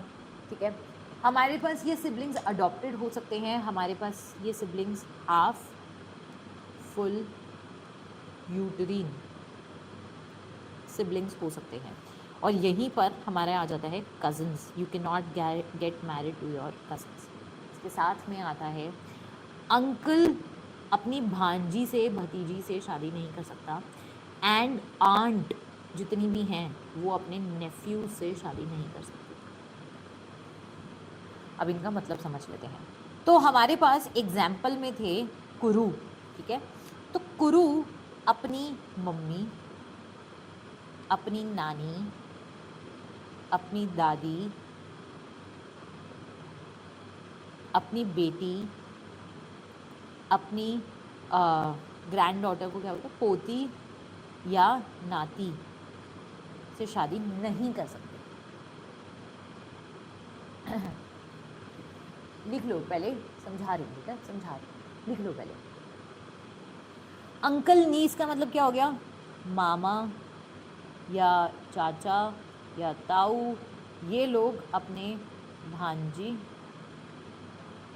या भतीजी से शादी नहीं कर सकते। अगर आपको हिंदी समझ आती है तो हिंदी में लिख लो, इंग्लिश में मैंने लिख ही दिया है ऑलरेडी। सिमिलरली बुआ या मासी शादी नहीं कर सकते अपने भांजे या भतीजे से। जब आप ये लिख लो तो मुझे बता देना, मैं सिबलिंग्स का भी लिखना चाहती हूँ। अभी बताती हूँ। रजत, अदिति, आनंद, सब। हाँ बेटा, मंजिल का ये अभी वही चल रहा है, वो सब चल रहा है अभी। Have you written? लिख लिया ये सब? चलिए अब आते हैं सिबलिंग्स। सिबलिंग्स कौन होते हैं ये तो पता ही होगा। सिबलिंग्स भाई बहन, वही लोग जो तुम्हारे खून के प्यासे होते हैं और फिर हंसा हंसा के खून भी बढ़ा देते हैं। अब सिबलिंग्स में पहला है फुल सिबलिंग्स। फुल सिबलिंग्स का मतलब आपके जो भाई बहन हैं, मतलब मम्मी भी सेम है और पापा भी सेम है, मतलब भाई बहन, आपके घर में जो सांप पाल रखे हैं आपने वही। दूसरे आते हैं हाफ सिबलिंग्स। हाफ सिबलिंग्स कौन होते हैं? जहां पर हमारे पास फादर सेम है, फादर सेम है, मदर्स अलग अलग हैं, इसका मतलब क्या होता है? सैफ अली खान है, इसने 2 शादी करी। इसने एक शादी करी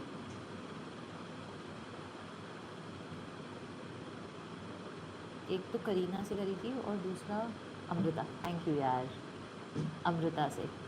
अमृता से एक लड़की है जिसका नाम है सोहा अली खान है, सारा, सॉरी सारा, हाँ सारा अली खान। और करीना के बेटा का नाम है तैमूर। अब ये जो तैमूर और सारा हैं ये क्या हैं? मान लो ये सारे हिंदूज हैं, ठीक है, हाइपोथेटिकली ये भी हिंदू है, ये भी हिंदू है, ये भी हिंदू है, तो ये दोनों आपस में शादी नहीं कर सकते। ये कौन है? हाफ सिबलिंग्स हैं, ठीक है। ये सब कौन बनेंगे? Half siblings. अब आते हैं थर्ड हमारे पास में, अडॉप्टेड। अडॉप्टेड मान लो एक फादर और मदर हैं, इन्होंने अडॉप्ट करे 2 बच्चे, अलग अलग बच्चे अडॉप्ट करे। एक सन अडॉप्ट किया और एक डॉटर अडॉप्ट करी। अब ये दोनों आपस में शादी नहीं कर सकते, they can not marry each other, ठीक है। अरे मैंने कहा तो निखिल, मान लो कि हिंदूज हैं, मान लो हिंदूज हैं। चौथा आता है हमारे पास में यूटरीन। किसके पास होता है uterus? Who has a uterus? Women. Women have uterus. तो जहाँ पर मदर सेम है उनको यूट्रीन सिबलिंग्स बोलेंगे, फादर डिफरेंट है। जैसे इसका एग्जाम्पल बना लो, शाहिद कपूर और जो ईशान खट्टर है, मान लो ईशान खट्टर की जगह ईशानी खट्टर होता। इन दोनों की मम्मी सेम है, नीलिमा, बट पापा अलग अलग हैं। शाहिद के पापा पंकज कपूर हैं, ईशान खट्टर जो है उसके पापा रजत कपूर हैं, शायद ऐसी कुछ नाम है उनका। जहाँ पे मदर सेम है बट फादर्स अलग अलग हैं, मतलब नीलिमा ने 2 शादियाँ करी, एक पहले शादी से एक बच्चा है, दूसरी शादी से दूसरा बच्चा है, ये दोनों आपस में शादी नहीं कर सकते। कजन्स आई होप आपको पता है कौन नहीं है, ठीक है। 2 फादर्स और ब्रदर्स, हाँ वो भाई तो माने ही जाएंगे ना बेटा। अगर मदर फादर दोनों डिफरेंट हैं, कि मतलब दोनों के फादर्स भी अलग हैं और मदर्स भी अलग हैं, तो फिर आप शादी कर सकते हो, हिंदू लॉ में कर सकते हो, कोई प्रॉब्लम नहीं है। सरनेम सेम है, कोई फर्क नहीं पड़ता, सरनेम सेम है, कोई फर्क नहीं पड़ता। ये सिबलिंग्स की कहानी समझ आ गई, ठीक है। लीनियल असेंडेंट मतलब आपसे पीढ़ी में ऊपर जो है, आपके पीढ़ी में ऊपर कौन होंगे बेटा? अगर आप लड़के हैं तो आपके पीढ़ी में ऊपर कौन होंगे? पापा होंगे, दादा होंगे, यही लोग होंगे। अगर आप लड़की की तरफ से देखोगे तो पीढ़ी में ऊपर कौन होती है? मम्मी होती है, नानी होती है।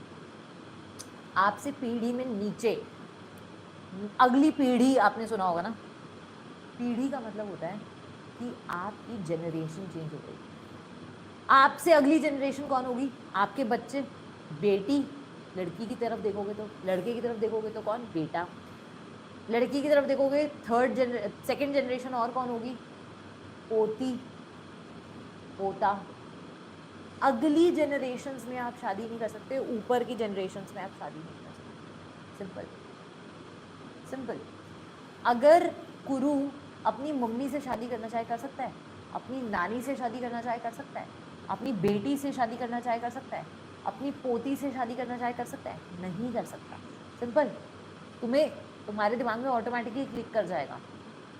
सिमिलरली मामा भांजी, कुरु अपनी बहन की बेटी से शादी करना चाहता है, कर सकता है? नहीं कर सकता, ठीक है। कोई बुआ मतलब कोई लड़की अपने भाई के बेटे से शादी करना चाहती है, कर सकती है? नहीं कर सकती। This is all given under Hindu law.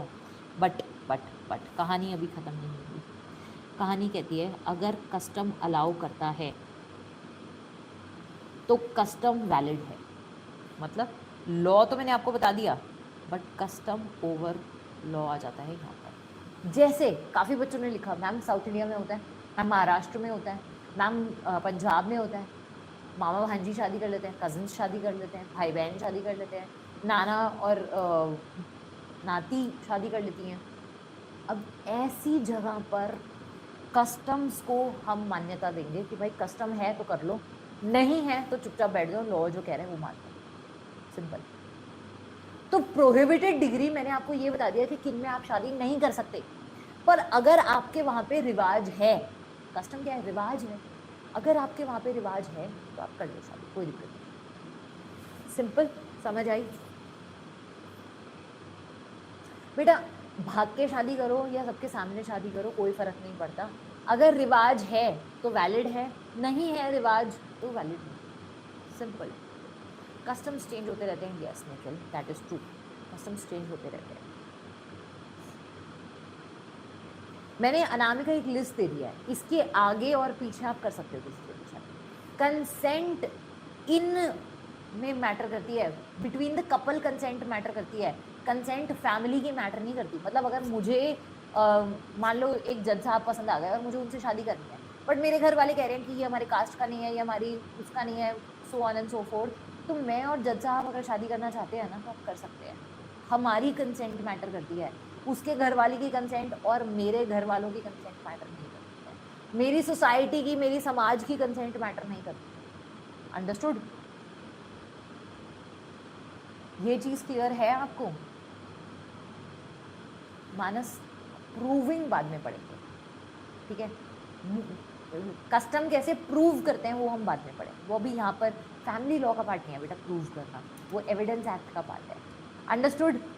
चलिए आइए, अब इसी के बाद में एक और चीज़ हमने पढ़नी है, दैट इज सपिंडा। Do you know what is the meaning of सपिंडा? सपिंडा में एक रूल है, वही रूल फॉलो करना है आपने। क्या रूल है? सपिंडा का रूल कहता है आप मदर की साइड से और फादर की साइड से कुछ रिलेटिव्स देखोगे, मदर साइड और फादर साइड से कुछ रिलेटिव्स देखोगे, ठीक है? क्या हैं वो रिलेटिव्स? मदर साइड से 3 जनरेशन्स देखोगे और फादर साइड से 5 जनरेशन्स देखोगे। गोत्र मैटर नहीं करता, सपिंडा इज नॉट गोत्र। पहले क्या होता था, ऐसा कहा जाता था कि अपने विलेज में अगर आपने शादी करी तो वो भाई बहन माने जाते हैं। ये सुना है आपने? नहीं, कोई नहीं है निखिल, नहीं माधवी, गोत्र सेम हो सकता है। ऐसा पहले कहा जाता था कि अगर आपने एक ही विलेज के 2 लोगों की शादी करा दी तो उसको भाई बहन माना जाता था। क्यों? क्योंकि ऐसा कहते थे कि एक विलेज के बाहर शादी होनी चाहिए, सेम विलेज में शादी नहीं, ठीक है? अब यहाँ पर सपिंडा हमने मॉडर्न टाइम में लगा दिया। हाँ, इन पंजाबी सपिंडा मतलब एक ही पिंड के हैं और पिंड विलेज को बोला जाता है, ठीक है? अब समझो, हमने कहा कि आपको ये रूल फॉलो करना है, जितने हद तक आप कर सकते हो, जितने हद तक आप आम जिंदगी में कर सकते हो, उतने हद तक आपको ये फॉलो करना है। मतलब मैं एक एग्जांपल देती हूँ, अगला एग्जांपल तुम दोगे तो एग्जांपल ध्यान से सुनो, मैं अभी तुम्हारी चैट बंद कर रही हूँ, ठीक है? समझो, मैंने कहा मदर साइड से 3 जनरेशन, मतलब क्या नाम था? कुरु एंड लड़की का नाम क्या था? काशी, ठीक है? कुरु और काशी को शादी करनी है। कुरु की मम्मी का नाम है प्रीति, काशी की मम्मी का नाम है दिव्या, इनकी मम्मी का नाम है संतोष और इनकी मम्मी का नाम भी संतोष है, और ये दोनों सेम इंसान है, ये एक ही इंसान है, सेम पर्सन। मुझे प्लीज इतना बता दो, क्या कुरु एंड काशी की शादी हो सकती है या नहीं हो सकती है? ये फर्स्ट जनरेशन है, ये सेकंड जनरेशन है, ये थर्ड जनरेशन है। प्लीज टेल मी वेदर कुरु and Kashi can get married? नहीं। क्यों? क्योंकि 3 जनरेशन्स में ही एक जनरेशन सिमिलर निकल आई, ये थर्ड जनरेशन। अब मान लो यहाँ पर मैं थोड़ी सी सिचुएशन बदल दूँ और मैं कहूँ कि इनकी मम्मी का नाम है विमला, अब बताओ can they get married? Can they get married? Can Kuru and Kashi get married? Yes. But यहाँ तो आपने सिर्फ मॉम की साइड से देखा है बेटा, फादर साइड से कौन देखेगा? यहाँ तुम गलत हो गए बेटा, फादर की साइड से भी देखना है। फादर की साइड से कितनी जनरेशन है? 5 जनरेशन्स आपको देखनी है। फिर बनाते हैं, ये है कुरु और ये है काशी, ये वो लोग हैं जो शादी करना चाहते हैं। अब हम क्या करेंगे, कुरु के पापा बना देंगे, राजेश बना दिए हमने, इनके पापा हमने बना दिए राजकुमार। प्लीज़ नाम बता दो पापा लोगों के, अब दादा लोगों के बताने हैं। 5 जनरेशन बनाने में कोई इतने नाम याद नहीं है। एक का सुभाष बना देते हैं, एक का घनश्याम बना देते हैं, एक का नाम संजय बना देते हैं, कुछ बताते रहो भाई नाम वाम। सुशील बना देते हैं, सुशील। अब परदादा टाइप नाम बता दो 2-4। रामविलास, ठीक है, रामविलास, और एक और श्यामलाल, ठीक है, श्यामलाल। अब देखो 5 जनरेशन्स, फिर से देखो 5 generations, first, second, third, fourth, fifth. क्या कोई सेम है? क्या कोई सेम है? नहीं है। Can they get married? Yes they can get married. Mummy की साइड से भी देख लिया, पापा की साइड से भी देख लिया, अलग अलग लोग हैं, शादी कर सकते हैं। अब तुम मुझे जवाब दो, मान लो 6th जनरेशन सेम निकल आई फादर की साइड से, कैन दे गेट मैरिड? मान लो 4th जनरेशन सेम निकल आई मदर साइड से, कैन दे गेट मैरिड? मान लो 2nd जनरेशन सेम निकल आई फादर साइड से, कैन दे गेट मैरिड? मान लो 2nd जनरेशन सेम निकल आई मदर साइड से, कैन दे गेट मैरिड? मान लो 4th जनरेशन सेम निकल आई फादर साइड से, कैन दे गेट मैरिड? मान लो 5th जनरेशन का नाम सेम है, नेम सेम है in the father side, can they get married? Excellent, बहुत बढ़िया, बहुत बढ़िया। I am so thankful to God कि तुम्हारे अंदर कॉमन सेंस है। बस यही कॉमन सेंस नहीं घुमानी हमें, तो याद रखना है मम्मी और पापा दोनों की साइड से आप देखोगे, और सपिंडा का रूल अगर आपका फॉलो होता हुआ आपको दिखता है तो the people can get married. इसमें भी सेम रूल आता है बेटा, कस्टम अगर है तो लॉ चुप रहेगा, अगर कोई रिवाज है तो लॉ चुप रहेगा, बिल्कुल चुप, कस्टम की मानी जाएगी। अगर कस्टम नहीं है तो रिवाज नहीं है, कोई भी कानून चलेगा। मुबारक हो, हमने कुरु और काशी की शादी करा दी, तालियां हो जाए।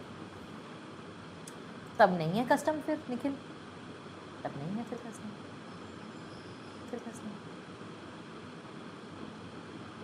रिश्ता पक्का नहीं, शादी हो गई भाई, हो गई शादी, खत्म। हमने प्रोहिबिटेड डिग्रीज और सपिंडा बता दिया। ना इन दोनों का कोई पहले से चक्कर था, कोई स्पाउस नहीं था, साउंड माइंड के थे, कंसेंट थी, एज थी, प्रोहिबिटेड डिग्रीज में नहीं थे, सपिंडा में नहीं थे, शादी। जलेबी खाओ, रबड़ी खाओ, जो खाना है खाओ, आसपास में जो लोग हैं उन्हें शादी मुबारक करो, बढ़िया। जिसको जो जो खाना है सब सब बता दो। गोत्र से कोई फर्क नहीं पड़ता, कास्ट से कोई फर्क नहीं पड़ता, हिंदू वैलिड मैरिज, कोई फर्क नहीं पड़ता मानस उससे। कस्टम का प्रूफ बेटा जब मैं एविडेंस पढ़ाऊंगी ना तब बताऊंगी। कस्टम का प्रूफ अभी यहाँ पे इम्पॉर्टेंट ही नहीं है, नहीं आएगा अभी, इससे रिलेटेड कोई सवाल नहीं आएगा। रायता पियेंगे, पी लो, ठीक है। ये चीज़ जो है हमारा, शादी तो हो गई, ठीक है, मुबारक हो, शादी का लड्डू खाओ। अब आते हैं, हमारे पास में 3 तरीके की शादियाँ होती हैं। वैलिड मैरिज मैंने पढ़ ली, व्हाट इज़ वॉइड और व्हाट इज़ वॉइडेबल ये बताता हूँ। वॉइडेबल का मतलब होता है वॉइड होने की एबिलिटी है जिसमें, the capability of becoming void is voidable. What is void? Void क्या होता है? यशिका ये रूल फॉलो करते हैं हम। अब हम पिंड वगैरह नहीं देखते। एम्प्टी, बहुत बढ़िया, एम्प्टी, कोई चीज जो खाली है, कोई ऐसी चीज जिसका कोई वजूद नहीं है। वॉइड मतलब अगर आपकी शादी वॉइड है का मतलब है कानून की नजर में, in the eyes of law, आपकी कभी शादी हुई ही नहीं, नो मैरिज। कानून कहेगा आपकी तो कभी शादी ही नहीं हुई क्योंकि वैलिड नहीं है। नल, एम्प्टी, दैट इज वॉइड। ठीक है, वॉइड सेट 11th क्लास में पढ़ते हैं मैथ्स में, यस। ठीक है, तो हमने क्या बोला कि आपकी शादी कभी हुई नहीं, that is void. Void able, आपकी शादी हम ऐसी करवा सकते हैं कि कभी शादी हुई ना हो जैसे। ठीक है, हम आपकी शादी ऐसी करवा सकते हैं जैसे आपकी कभी शादी हुई ही ना हो, दैट इज वॉइड एबल। अब कुछ ग्राउंड्स हैं, 2-4 मिनट लगेंगे, जल्दी से समझ लेते हैं कि क्या होती है void marriage. Void marriage is a marriage which is null from the beginning, void ab initio, और इसका कोई लीगल एग्जिस्टेंस नहीं होता। कोई एक ग्राउंड भी अगर है तो शादी वॉइड है। पहला ग्राउंड है बाइगमी। क्या होता है बाइगमी? अभी मैंने पूछा था, अभी मैंने बताया था, लेट मी सी कितने लोगों को याद है। 2 शादियां, अगर किसी एक इंसान की 2 शादियां हैं तो सेकंड मैरिज वॉइड। मतलब ईशान ने शादी करी, पहले करी ईशानवी से शादी, फिर करी जानवी से शादी, कौन सी मैरिज वॉइड होगी बेटा? ये फर्स्ट है, ये सेकंड है, तो ईशान और जानवी की शादी वॉइड। लॉ ऐसा मान कर चलेगा कि जानवी को पता ही नहीं था, याद रखना इस चीज को। दूसरा, अगर आपने प्रोहिबिटेड रिलेशंस में शादी कर ली, मतलब किसी मामा भांजी ने शादी कर ली और कोई कस्टम भी नहीं है, कोई कस्टम नहीं है, तो ऐसे रिश्ते में आप कहाँ फंसोगे? आप इधर आ जाओ, आपकी शादी वॉइड। तो ये ना रजिस्ट्रेशन अलग होता है, registration is totally different. Same आता है सपिंडा में, भाई तुमने अपने पिंड में शादी कर ली, मान लो 3rd generation from the father side is same, आपने ऐसी जगह शादी कर ली जहाँ पे 3rd generation from the father side is same और कोई कस्टम भी नहीं है, शादी कैसी होगी?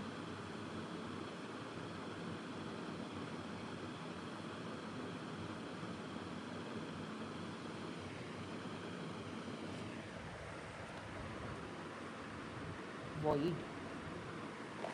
अभी बताऊंगी, अभी बताऊंगी, रुक जाओ, आराम आराम से चल रहे हैं बेटा, कूदना नहीं, आराम आराम से चल। शादी कैसे होगी? वॉइड। तो वॉइड के 3 ग्राउंड्स क्या हुए? अगर बाइगमी है, अगर प्रोहिबिटेड डिग्रीज ऑफ रिलेशन है, या सपेंडा है, तो शादी कैसी है? इन तीनों ही कंडीशंस में शादी वॉइड है, कानून की नजर में कभी हुई नहीं, कभी हुई नहीं ऐसी शादी। बट अगर इसमें बच्चा हो जाता है बेटा, तो उस बच्चे को हम लेजिटिमेट बोलते हैं कि लीगल है ये बच्चा, इस बच्चे को अधिकार मिलते हैं, इस बच्चे को बोलते हैं लेजिटिमेट, जायज़ औलाद। और नाजायज़ औलाद को क्या बोलते हैं? इलेजिटिमेट। आई होप आपको पता हो। ठीक है, बाइगमी, प्रोहिबिटेड और सपिंडा तीनों में पनिशमेंट है, इसमें भी पनिशमेंट मिलती है, इसमें भी पनिशमेंट मिलती है, और इसमें भी पनिशमेंट मिलती है, तीनों में पनिशमेंट है। पनिशमेंट आईपीसी का पार्ट है, इसलिए मैं नहीं पढ़ा रही। ठीक है, सज़ा मिलती है यहाँ, इतना समझ आ गया? वॉइड मैरिजेस क्लियर हैं, बहुत सिंपल है वॉइड मैरिज। इलेजिटिमेट कौन होगा भी बताऊंगी कौन होगा, जो बिना शादी के बच्चा पैदा हुआ है, दैट इज इलेजिटिमेट, बस इतना। चाइल्ड लेजिटिमेट है बट शादी वॉइड है, एग्जैक्टली आशी, एग्जैक्टली, कि चाइल्ड जो है उसके स्टेटस पे कोई फर्क नहीं पड़ता, माँ बाप की गलती बच्चा नहीं सहेगा। अगर शादी हुई थी, शादी ही नहीं हुई और बच्चा हो गया, इलेजिटिमेट है। बाइगमी मतलब एक से ज़्यादा बीवी है, बालाजी, एक से ज़्यादा बीवी है, दैट इज बाइगमी। ठीक है, अब आते हैं वॉइड एबल, मतलब आपकी शादी तब तक वैलिड है जब तक आप कोर्ट नहीं लेकर। इसका पहला एग्जाम्पल है इम्पोर्टेंस। जब भी शादी होती है तो एक सेक्सुअल रिलेशन बिल्ड होता है। सेक्सुअल रिलेशन बिल्ड होने के लिए हमारे पास जो मैरिजेस आज की डेट में हैं that is between a man and a woman, ठीक है। मैन के पास सेक्सुअल ऑर्गन है दैट इज पीनिस, वुमन के पास जो सेक्सुअल ऑर्गन है दैट इज वजाइना। जब ये पीनिस एंड वजाइना का सेक्सुअल इंटरकोर्स होता है that is when a child is procreated, बच्चा जो है उसको पैदा करने के लिए ये सेक्सुअल इंटरकोर्स होना ज़रूरी है। एंड हमारे देश में हमारा जो हिंदू लॉ है वो कहता है कि शादी होना इसलिए ज़रूरी है क्योंकि बच्चे आपकी पीढ़ी को आगे लेके जाएंगे, आपकी future generations valid legal status के साथ हो, इसके लिए शादी होना ज़रूरी है। तो सेक्सुअल रिलेशंस बनने शादी के बाद ही वैलिड होते हैं, उससे पहले वो अननेचुरल रिलेशंस में काउंट होते हैं, ठीक है। तो इम्पोटेंसी एक ऐसी कंडीशन होती है जहाँ पर या तो मैन का पीनस या विमेन की वजाइना इनकेपेबल है of performing the sexual act. Man के पीनस में कुछ प्रॉब्लम है या वजाइना में विमेन की कुछ प्रॉब्लम है जिसकी वजह से ये दोनों वो सेक्सुअल एक्टिविटी नहीं कर सकते जिससे बच्चा हो सके। इस कंडीशन को हम बोलते हैं इम्पोटेंसी। ये मैन में और वुमन में दोनों में हो सकती है, ठीक है। तो यहाँ पर अगर इम्पोटेंसी है तो कपल की मर्जी है। अब मान लो कुरु जो है ये इम्पोर्टेंट है, मान लो ये इम्पोर्टेंट है, अब काशी की मर्जी है, इफ शी वांट्स तो इसकी शादी वैलिड शादी की तरह चलती रहेगी। बट अगर काशी चाहती है कि नहीं यार मैं ऐसे पति के साथ क्यों रहूं, तो काशी कोर्ट जा सकती है और कोर्ट जाके डिक्लेयर करा देगी कि भाई मेरी शादी वॉइड डिक्लेयर कर दो क्योंकि मेरा हस्बैंड इम्पोर्टेंट है। समझ आई? समझ आई? Is it clear? इम्पोटेंसी सबको क्लियर हो गई है? आपकी मर्जी है, आप रहना चाहते हो आप रह सकते हो, आप नहीं रहना चाहते आप उस शादी को खत्म कर सकते हो, ठीक है। अगला that is second is unsound mind. कोई पार्टी ऐसी है जो अपने सही दिमाग से कंसेंट नहीं दे सकती। मतलब जैसे एक बच्चा था जिसने I don't remember the name but there was a child who asked the question in the class कि मैम व्हाट इफ, वो नहीं दे सकती थी कंसेंट, बच्चा मतलब मेंटली अनफिट थे। कोई मेंटल डिसऑर्डर आपको चाहे पता है या नहीं पता है और उससे आप अनफिट हो जाते हो शादी के लिए, और शादी के साथ प्रोक्रिएशन के लिए, मतलब बच्चा नहीं पैदा कर सकता है तो उस मेंटल हालत में, और हो भी गया तो वो बच्चा मेंटली फिट होगा या नहीं होगा नहीं पता। तो ऐसे कंडीशन में अगेन मान लो काशी मेंटली अनफिट थी, उसे नहीं पता था, हम डायग्नोज भी नहीं कर पाए, और अब काशी क्योंकि अनसाउंड माइंड की है तो किसके पास पावर होगी बेटा? कुरु विल गेट द पावर कि वो कोर्ट जाकर शादी क्या करा सकता है। अगर कुरु कहता है कि नहीं यार मैं रहूँगा काशी के साथ, जैसी भी है मेरी बीवी है, वो रह सकता है। अगर कुरु नहीं रहना चाहता तो ऑब्वियसली फिर हम उसको वो कर देंगे कि भाई आप जाके वॉइड डिक्लेयर करा लो। अगर तुमने जानते बूझते हुए शादी करी तो बाद में तुम अपनी गलती का फ़ायदा नहीं उठा सकते। अगर तुम्हें पता था पहले से कि काशी की ऐसी हालत है तो वो कुरु बाद में फ़ायदा नहीं उठा सकता। बट अगर कुरु को नहीं पता था, उसको बाद में पता चला कि यार शादी के टाइम पर काशी की ऐसी हालत थी, यहाँ पर याद रखना it is at the time of marriage. At the time of marriage अगर उसको बाद में पता चला कि यार शादी के टाइम पर भी इस लड़की की ऐसी ही हालत थी तो फिर वो जाके वॉइड करवा सकता। बेटा निखिल मैरिज के बाद ही पता चलेगा इम्पोटेंसी का। इम्पोटेंसी तो मैरिज के बाद ही पता चलेगी, उससे पहले नहीं पता चल सकती है, ठीक है। अब अगर आपकी कंसेंट फोर्स या फ्रॉड से ली, अब फ्रॉड में याद रखना फ्रॉड रिलेटिंग टू, ये वही भाषा है जो लिखी हुई है material particulars of the spouse. This is the language used in the act. आपकी कंसेंट फ्रॉड से ली गई, और फ्रॉड किससे रिलेटेड है? Material particulars of the spouse, कुछ ऐसी चीज़ें जो उस हस्बैंड से रिलेटेड है। मतलब उसने बोला कि लड़का 30 साल का है, लड़का निकला 40 साल का, ये फ्रॉड है। लड़का ठीक ठाक हाइट का है, वेट का है। अब हो सकता है तुम्हें लगे हम हाइट बताई गई थी 6 फुट, ये तो 5'8" ही निकला। 6 फुट बोला गया था, 5'8" निकला। मटीरियल पर्टिकुलर है ये भाई। ये बोला गया था कि लड़का 60 लाख कमाता है साल का, 60 LPA का पैकेज है, 6 LPA का निकला। मटीरियल पर्टिकुलर है। लड़का अपने घर में रहता है बट रेंट पे पता चला कि वो तो घर रेंट पे है, that is material particular. But ये नहीं है कि भाई लड़के के माँ बाप के पास इतनी जमीन बोला था बट माँ बाप के पास इतनी जमीन नहीं है, that is not fraud. It has to be related to the spouse, ठीक है, it has to be related to the spouse.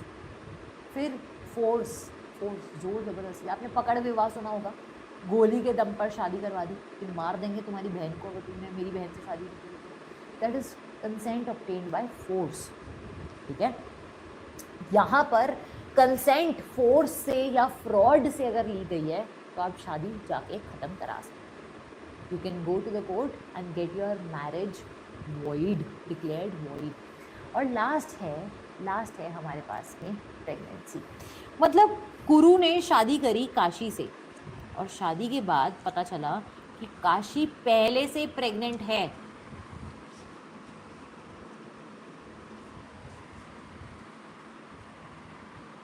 और किसी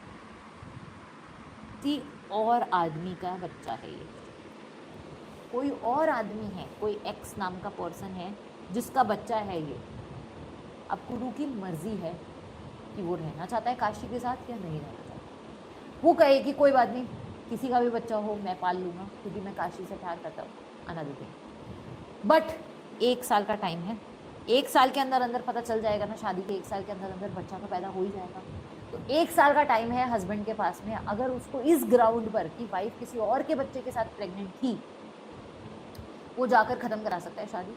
1 साल के अंदर अंदर अगर उसने कुछ नहीं किया तो फिर उसके पास एक ग्राउंड नहीं है। 1 साल का टाइम है, तू सोच ले, समझ ले क्या करना है। नहीं तो रह ले साथ में, नहीं रहना कोर्ट जाके वॉइड डिक्लेयर कर, सिंपल, ठीक है। पहले बताया जाए ओनली सन है, बाद में 2 या 5 हो, then it is not Ishika है, ये मटीरियल पर्टिकुलर है। बेटा क्या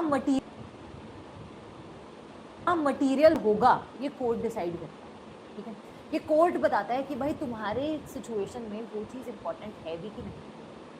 आप कोर्ट के सामने बात बताते हो कि देखो इसने ये बोला था और बाद में ऐसा निकला। हो सकता है कोर्ट कहे हाँ भाई गलत है, हो सकता है कोर्ट कहे नहीं यार कोई वैलिड क्लेम नहीं है, ठीक है। तो हमने कहा गुनगुन 4th पॉइंट है कंसेंट बाय फोर्स या फ्रॉड। फोर्स या फ्रॉड मतलब आपने जोर ज़बरदस्ती से लड़की या लड़के की शादी कराई, दैट इज फोर्स।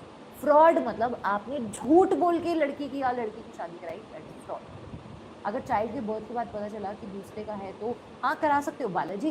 देखो 9 मंथ्स का टाइम होता है, एक माँ की, ह्यूमन मदर की प्रेगनेंसी इज़ फॉर 9 मंथ्स। शादी के 9 महीने के अंदर अंदर बच्चा कभी तो पैदा होगा, 2 महीने का, 4 महीने का, 6 महीने का, 9 महीने में ही कभी तो पैदा होगा बच्चा। उसके बाद भी लड़के के पास टाइम है 1 साल टोटल, शादी से 1 साल तक का टाइम है, आप जाके कोर्ट में डिक्लेयर कर दो। नहीं अदिति तब इलेजिटिमेट रहेगा क्योंकि उस मैरिटल टाई का रिश्ता बच्चा नहीं है, कुरु और काशी का बच्चा नहीं है, वो किसी और का बच्चा है, इसलिए ये बच्चा इलेजिटिमेट माना जाएगा, ये बच्चा इलेजिटिमेट माना जाएगा। मान लो कुरु और काशी ने मिलकर कोई और बच्चा किया, कंसेंट से शादी नहीं हुई, ठीक है, मान लो फोर्स से शादी हुई, जोर ज़बरदस्ती से कुरु के सर पे बंदूक रख के उससे शादी करवाई गई, कंसेंट फोर्स से लिया गया, बट काशी प्रेग्नेंट है।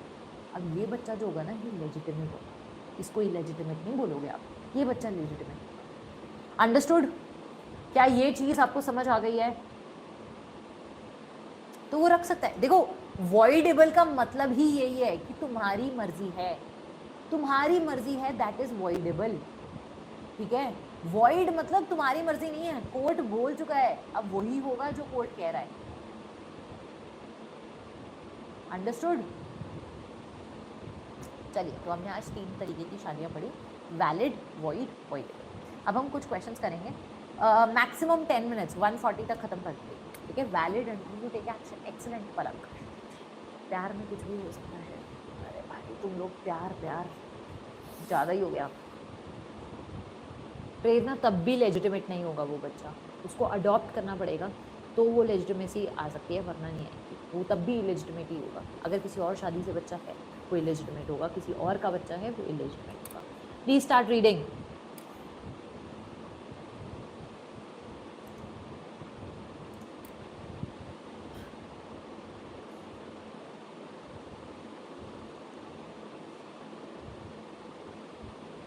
मैं चैट बंद कर रही हूँ, प्लीज स्टार्ट रीडिंग। अच्छा मेरे को डन डन चाहिए, तुमने पढ़ लिया, I then flip the page. Done, चलिए okay.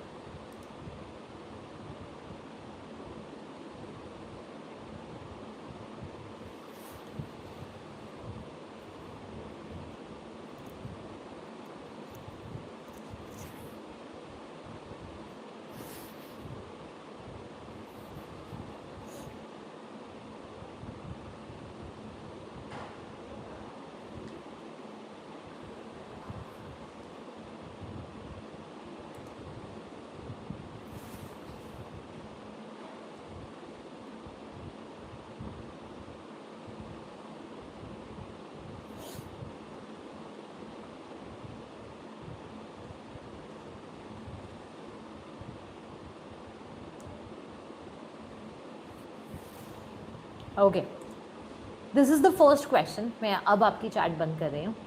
This is the first question, please read the question and फिर मैं आपको पोल दे देती हूँ।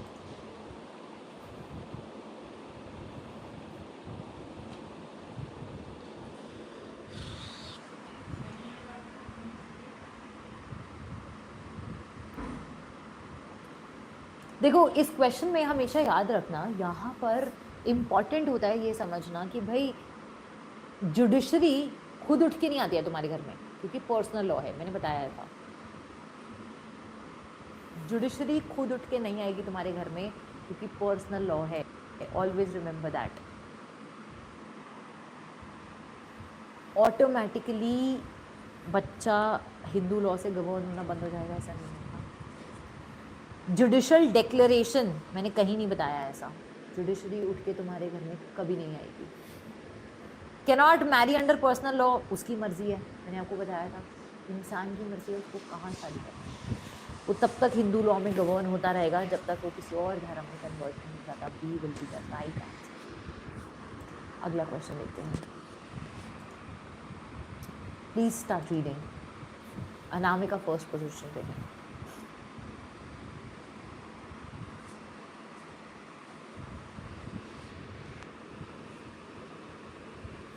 Okay, here goes the poll.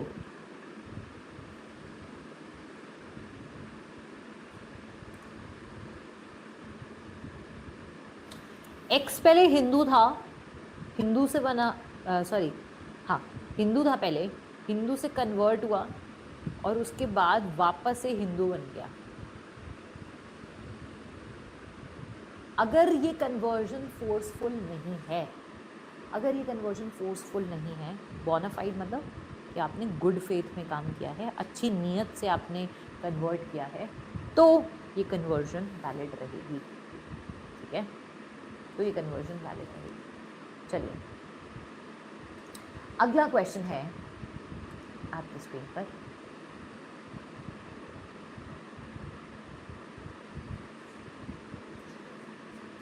Here goes the poll. इसमें तो 100% आना चाहिए।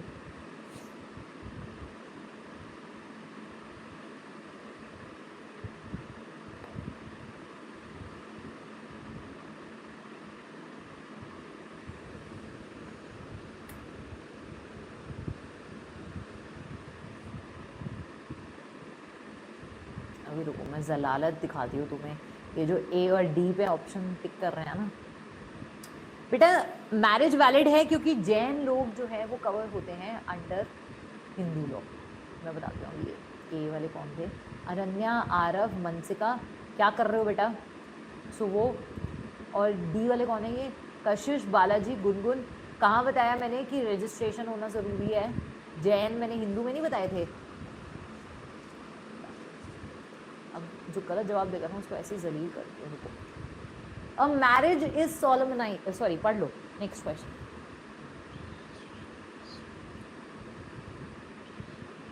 गलत किया ना देखना तुम, I will call you out.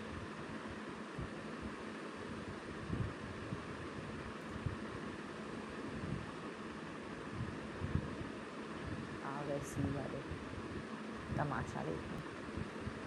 9% जनता सी कह रही है। कहाँ थे तुम 9% वाले लोग?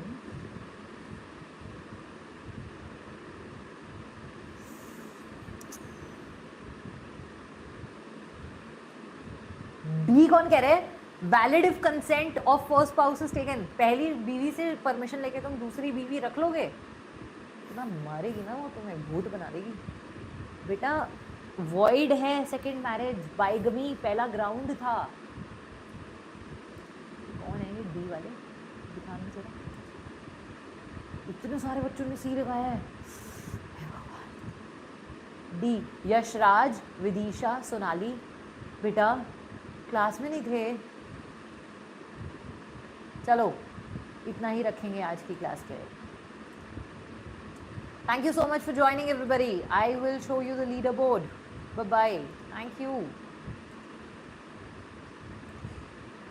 रुक जाओ, leaderboard देख के जाओ. So we have Anamika, Tanvi and Paras at the leaderboard, top 3 positions. Then we have Manapir, Shatakshi, Drishti, Tanya, Jia, Ashi and Kunal. Congratulations guys. Thank you for coming. बताओ यथार्थ, पूछो डाउट। गुड, कौन सा गलत किया? Good going. Anamika topper है, yes.